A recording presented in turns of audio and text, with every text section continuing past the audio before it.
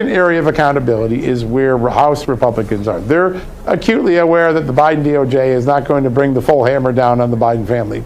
So they're beginning to look at ways they can use the power of the purse to exact consequences. Right? We're getting truth for the first time, but truth without consequence is not really satisfying to Americans. So if you talk to James Comey, if you talk to Scott Perry, if you talk to Ron Johnson, all people we've talked to on the show over the last couple of days, they're planning to use the power of the purse to exact painful consequences to people who did things. So let's just take a couple examples they've given us.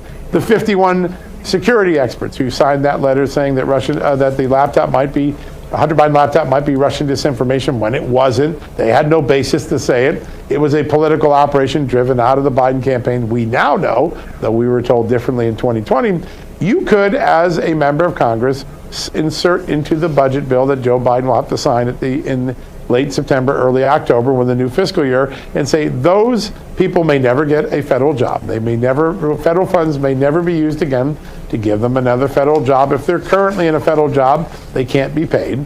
If they have a security clearance, they can no longer have the security clearance, and they can't come back as a contractor through the back door and get federal funding. For a lot of people who work in government, their second career is as contractors.